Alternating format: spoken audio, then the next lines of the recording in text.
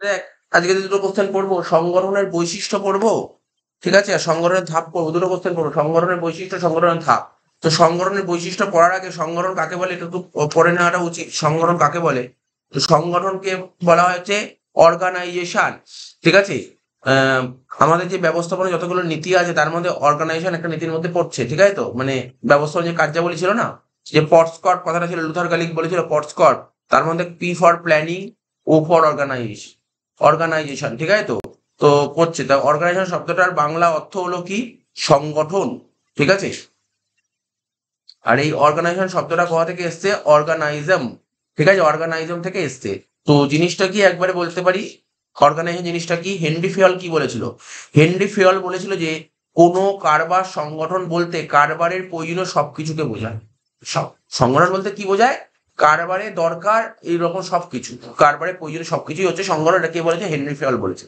যেমন কাঁচামাল বলো, যন্ত্রপাতি বলো, ঠিক আছে, তো মূলধন বলো, শ্রমিক সরবরাহ বলো, সবকিছুই বোঝে। তাহলে হেনরি ফিয়ল কি বলেছিল এই কথাটা খুব ভালো করে পড়বি, সোজাও আছে। আর হেনরি ফিয়লের নামটা খুব ইম্পর্টেন্ট নাম। তাহলে আবার বলছি, হেনরি ফিয়ল কি বলেছে? হেনরি ফিয়ল বলেছে কোনো কারবার সংগঠন বলতে কারবারের প্রয়োজনীয় সবকিছুকে বোঝায়। কোনো কারবার সংগঠন বলতে কারবারের প্রয়োজনীয় সবকিছুকে বোঝায়, যেমন কাঁচামাল, ঠিক আছে, তো যন্ত্রপাতি, মূলধন, শ্রমিক সরবরাহ ইত্যাদিকে বোঝায়। তো এটা পড়ে রাখবি জাস্ট, সংগঠন জিনিসটা কি। আমি ডাইরেক্ট মেইন কোশ্চেন চলে আসছে, সংগঠনের বৈশিষ্ট্য, ঠিক আছে। কাকে বলে, যদি সংগঠন কাকে বলে ওইটুকু একটা একজন একটা লিখলেই হবে, কোনো সমস্যা নেই, ঠিক আছে। সংগঠনের বৈশিষ্ট্য, তো সংগঠনের বৈশিষ্ট্য কি? সংগঠন হচ্ছে একটা কি ডাইনামিক প্রসেস, ঠিক আছে। তো সংগঠন হচ্ছে একটা গতিশীল প্রক্রিয়া। কি বললাম? সংগঠন হচ্ছে একটা গতিশীল প্রক্রিয়া, ঠিক আছে। তো কোনো প্রতিষ্ঠানের মানবিক ও অমানবিক উপাদানের সুষ্ঠু সমন্বয়ের মাধ্যমে প্রতিষ্ঠানের মূল উদ্দেশ্য পূরণ করার জন্য এটা গড়ে তোলা হয়। বলছে কোনো একটা প্রতিষ্ঠান মানে কোম্পানি, যে কোনো একটা কোম্পানির মানবিক এবং অমানবিক উপাদান, উপাদান দু রকমের হয়, একটা মানবিক হিউম্যান ফ্যাক্টর থাকে, আর একটা হিউম্যান ফ্যাক্টর থাকবে না, ঠিক আছে। একটা মানবিক উপাদান, একটা অমানবিক উপাদান, এদের যে কম্বিনেশন হচ্ছে না, এই কম্বিনেশনের মাধ্যমে প্রতিষ্ঠানের মূল উদ্দেশ্য পূরণ করার জন্য এটা গড়ে তোলা হয়, সংগঠনটা গড়ে তোলা হয়। এর কিছু মেন বৈশিষ্ট্য আছে, সেই বৈশিষ্ট্যগুলো ইম্পর্টেন্ট। বলছে কি এটা একটা প্রসেস, সংগঠন অর্গানাইজেশন কি? অর্গানাইজেশন হচ্ছে একটা প্রসেস, ঠিক আছে। তো অর্গানাইজেশন কোনো একমাত্র কাজ নয়, ঠিক আছে। অর্গানাইজেশন কোনো একমাত্র কাজ নয়, কারণ আমরা পড়েছিলাম না যে ব্যবস্থাপনা যতগুলো কাজ আছে তার মধ্যে একটা অন্যতম কাজ। তো বলছে অর্গানাইজেশন শুধুমাত্র অর্গানাইজেশন করা কোনো একমাত্র কাজ নয়, বিভিন্ন ধাপ বা পর্যায়ের মাধ্যমে কোনো সংগঠন গড়ে তোলা যায়। কিসের মাধ্যমে বল সংগঠন গড়ে তোলা যায়? বিভিন্ন ধাপ বা পর্যায়ের মাধ্যমে এটা গড়ে তোলা যায়, তাই এটা একটা প্রক্রিয়া। তাহলে তোকে লিখতে হবে, প্রথম পয়েন্ট লিখতে হবে তার বৈশিষ্ট্য। প্রথম পয়েন্ট, সংগঠন হচ্ছে একটা প্রক্রিয়া। কি বললাম? সংগঠন হচ্ছে একটা প্রক্রিয়া, প্রসেস। আবার বলছি অর্গানাইজেশন কি? অর্গানাইজেশন একটা প্রসেস, ঠিক আছে। অর্গানাইজেশন হচ্ছে একটা প্রসেস, তাহলে লিখতে হবে সংগঠন কোনো একমাত্র কাজ নয়, সংগঠন কোনো একমাত্র কাজ নয়, বিভিন্ন ধাপের মাধ্যমে কোনো সংগঠন গড়ে তোলা যায়। তাহলে কি বললাম? সংগঠন কোনো একমাত্র কাজ নয়, বিভিন্ন ধাপের মাধ্যমে সংগঠন গড়ে তোলা যায়, তাই এটা একটা প্রক্রিয়া, ঠিক আছে। অর্থাৎ অর্গানাইজেশনটা হচ্ছে একটা প্রসেস। কি করে বুঝলাম এটা প্রসেস? এইটা তোকে লিখতে হবে। স্পেসিফিক বাউন্ডারি, মানে সংগঠনের একটা সীমা আছে, সীমা, ঠিক আছে। তো প্রত্যেক সংগঠনের একটা নির্দিষ্ট সীমানা থাকে যার মধ্যে যাবতীয় কাজ সম্পাদিত হয়। তাহলে কি হলো? অর্গানাইজেশনে একটা নির্দিষ্ট সীমা থাকে, একটা বাউন্ডারি থাকে, যে বাউন্ডারির মধ্যে থেকে ওকে কাজ করতে হয়, ঠিক আছে। তো তারপর অবজেক্টিভ, সংগঠনের নিশ্চয়ই কিছু না কিছু একটা উদ্দেশ্য আছে। কি উদ্দেশ্য আছে? একটা নির্দিষ্ট উদ্দেশ্য ছাড়া, একটা নির্দিষ্ট উদ্দেশ্য ছাড়া, ঠিক আছে, সংগঠন গড়ে উঠতে পারে না। মানে কোনো উদ্দেশ্য ছাড়া সংগঠন গড়ে উঠতে পারে না, ঠিক আছে না। অর্থাৎ প্রত্যেক সংগঠনের একটা নির্দিষ্ট উদ্দেশ্য থাকে। তাহলে কি বললাম? কোনো উদ্দেশ্য ছাড়া সংগঠন গড়ে উঠতে পারে না, তাই প্রতিটা সংগঠনের কিছু না কিছু উদ্দেশ্য থাকে। আর এই উদ্দেশ্য পূরণ করার জন্য সাধারণ স্বার্থ সম্পন্ন লোকেদের নিয়ে কোনো সংগঠন গড়ে তোলা হয়, ঠিক আছে। এই উদ্দেশ্যটা পূরণ করার জন্য সাধারণ স্বার্থ সম্পন্ন লোকেদের নিয়ে, ঠিক আছে, তো কোনো সংগঠন গড়ে তোলা। তাহলে কি বললাম? উদ্দেশ্য কি? কোনো নির্দিষ্ট উদ্দেশ্য ছাড়া সংগঠন গড়ে উঠতে পারে না, ঠিক আছে। তো তাই প্রতিটা সংগঠনের একটা নির্দিষ্ট উদ্দেশ্য থাকে, এই উদ্দেশ্য পূরণ করার জন্যই, ঠিক আছে, সাধারণ স্বার্থ সম্পন্ন লোকদের নিয়ে এই সংগঠনটা গড়ে তোলা। 4 নম্বর পয়েন্ট, কর্মবিভাজন, ডিভিশন অফ ওয়ার্ক। প্রত্যেক সংগঠন প্রতিষ্ঠানের চূড়ান্ত লক্ষ্য পূরণের জন্য প্রতিটা সংগঠন কি করে? প্রতিটা যে সংগঠন আছে না, প্রতিষ্ঠানের যে লক্ষ্য আছে না, মেন যে লক্ষ্য, এই লক্ষ্যটা পূরণ করার জন্য তার সদস্যদের মধ্যে তাদের যোগ্যতা ও দক্ষতা অনুসারে কাজ বন্টন করে দেয়।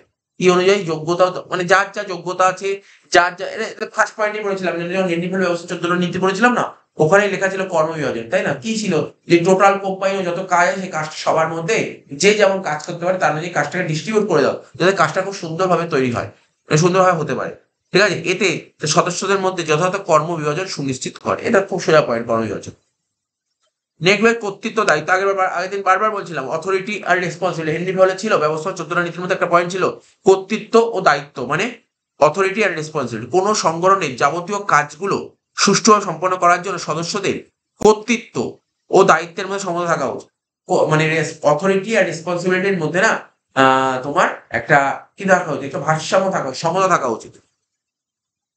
তাই প্রত্যেক সংগঠন কর্তৃত্ব দায়িত্বের মধ্যে সমতার নীতি বজায় রাখার জন্য, ঠিক আছে তো, বিভিন্ন সাংগঠনিক স্তর সৃষ্টি করে। সিম্পলিসিটি বলবি, এটা কি, কোনো সাংগঠনিক কাঠামো সরল ও সহজ হওয়া উচিত।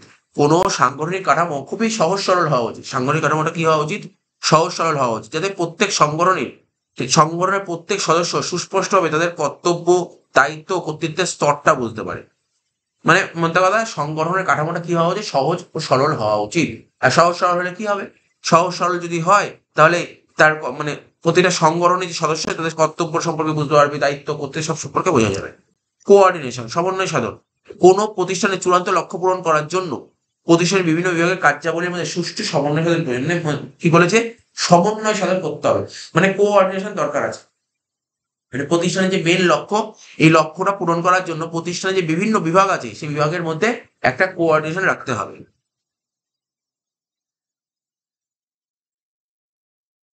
ফ্লেক্সিবিলিটি, ঠিক আছে, ফ্লেক্সিবিলিটি কি বলেছে, বলছে কারবারি পরিবেশ সবসময় পরিবর্তন হতে থাকছে। ঠিক আছে, বিজনেসের পরিবেশ ডাইনামিক, চেঞ্জ হতেই থাকছে, চেঞ্জ হতেই থাকছে। ঠিক আছে তো, তো বলছে প্রত্যেক সংগঠনকে এই পরিবর্তনশীলতার সঙ্গে সঙ্গতি বজায় রাখতে হয়। ঠিক আছে তো, অন্যথায় এটা তার অস্তিত্ব হারাবে।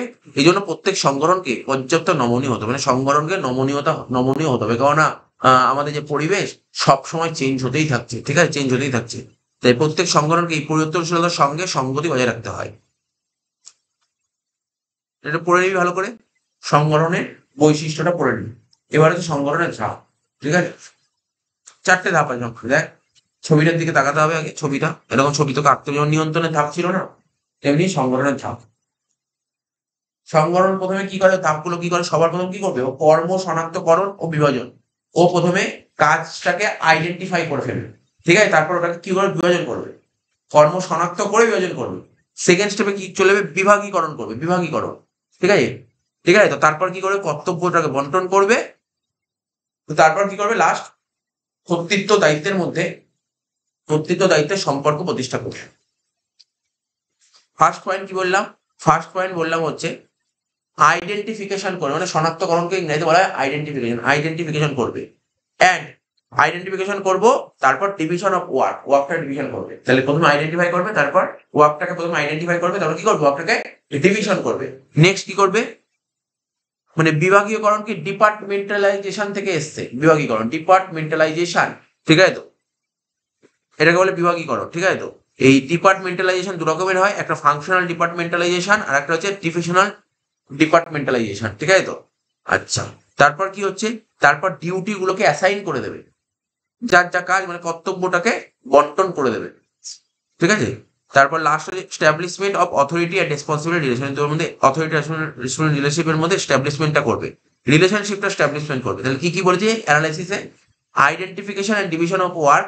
সংগঠন প্রক্রিয়ার মূল্য কি, সংগঠন প্রক্রিয়ার প্রথম ধাপটা কি, সংগঠন প্রক্রিয়ার প্রথম ধাপ হলো পূর্ব নির্ধারিত পরিকল্পনা অনুযায়ী যে কাজ করতে হবে তা শনাক্ত করা, বিভাজন করা। মানে কি, সংগঠন প্রক্রিয়ার প্রথম ধাপ কর্মটাকে শনাক্ত করা, এটাকে বিভাজন করা। ঠিক আছে, ব্যাস, এটাই ফার্স্ট লাইন লিখতে পারবি তুই। তারপর কি বলছে, একজন লোকের পক্ষে সমগ্র কাজ করা কঠিন ব্যাপার, একজন লোকের পক্ষে সব কাজ করা খুবই কঠিন ব্যাপার। তাই সংগঠন প্রক্রিয়ার ফার্স্ট স্টেপে কি করতে হয়, সংগঠন প্রক্রিয়ার ফার্স্ট স্টেপে সমগ্র কাজকে ক্ষুদ্র ক্ষুদ্র ভাগে ভাগ করতে হয়। উপরন্তু এরূপ কর্মযোজনের ফলে বিশেষায়নের সুবিধা লাভ করা যায়। মানে বিশেষায়নের সুবিধা মানে হচ্ছে স্পেশালাইজেশন করা যাবে, যে যেখানে এক্সপার্ট সেই কাজগুলো খুব ভালো করে করতে পারে। তাহলে একদম পুরো প্রথম পয়েন্ট সুন্দর, ইজি পয়েন্ট দিচ্ছে, একদম সুন্দর করে লেখা যাবে। তারপর ডিপার্টমেন্টালাইজেশন কি বলছে, কর্ম বিভাজনের পর, ওয়ার্কটাকে ডিভিশন করার পর একই ধরনের কাজগুলিকে একসঙ্গে দলবদ্ধ করা হয়। মানে যেই তোর কর্মটা বিভাজন করা হয়ে গেল, মানে ওয়ার্কটা ডিভিশন হয়ে গেল, একই ধরনের কাজ থাকবে, তো একই ধরনের কাজগুলো একটা বিভাগে করে দেবে। ঠিক আছে, একই কাজগুলো একটা বিভাগ করে দাও। ঠিক আছে, এই যে দলবদ্ধ একটা দল করে দিলাম, এই দলটাকেই বলা হয় ডিপার্টমেন্টালাইজেশন। তাহলে বুঝতে পারলেন নিশ্চয়ই কি বলছে ডিপার্টমেন্ট জিনিসটা কি, এটা হচ্ছে ডিপার্টমেন্ট। বিভিন্ন ভাবে বিভাগীয়করণ করা যেতে পারে, যেটা বললাম কি করা যেতে পারে, একটা ফাংশনাল ডিপার্টমেন্টালাইজেশন আর একটা ডিভিশনাল ডিপার্টমেন্টালাইজেশন। বলছে কার্যভিত্তিক বিভাগীয়করণের ক্ষেত্রে, ঠিক আছে, এই কি বলছে কার্যভিত্তিক বিভাগীয়করণ, ঠিক আছে। তো ফাংশনাল ডিপার্টমেন্টালাইজেশনের ক্ষেত্রে যে সমস্ত কাজ একটা সাধারণ কাজের সঙ্গে জড়িত, যে সমস্ত কাজ একটা সাধারণ কাজের সঙ্গে জড়িত সেগুলিকে একটা বিভাগের অধীনে দলবদ্ধ করা হয়। যে সমস্ত কাজ একটা সাধারণ কাজের সঙ্গে জড়িত সেগুলি একটা বিভাগের অধীনে দলবদ্ধ করা হয়। ঠিক আছে, তো যেমন উৎপাদনের সঙ্গে জড়িত সমস্ত কাজগুলিকে উৎপাদন বিভাগের অধীনে দলবদ্ধ করা হয়। তাহলে কি বললাম, প্রোডাকশনের সঙ্গে জড়িত কাজগুলিকে প্রোডাকশন বিভাগের অধীনে দলবদ্ধ করা হয়, গ্রুপ করা হয়, ঠিক আছে, ডিপার্টমেন্ট করা হয়। অনুরূপভাবে বিক্রির সঙ্গে জড়িত কাজগুলিকে বিক্রয় বিভাগের সঙ্গে, তাহলে বুঝতে পারলি এটাকে বলা হয় ফাংশনাল ডিপার্টমেন্টালাইজেশন। এক্সাম্পলটা খুব সুন্দরভাবে পড়বি, তার কারণ প্রোডাকশনের সঙ্গে যারা জড়িত প্রোডাকশনের সঙ্গে করা হয়, যারা সেলের সঙ্গে জড়িত সেলের সঙ্গে করা হয়। বলে যে প্রোডাকশনের সঙ্গে জড়িত সমস্ত কাজগুলিকে প্রোডাকশন ডিপার্টমেন্টের অধীনে তোমার দলবদ্ধ মানে গ্রুপ করা হয়। অনুরূপভাবে সেলস এর সঙ্গে যারা জড়িত এই কাজগুলিকে সেলস ডিপার্টমেন্টের সঙ্গে অধীনে দলবদ্ধ করা হয়। এবার হচ্ছে ডিভিশনাল ডিপার্টমেন্টালাইজেশন।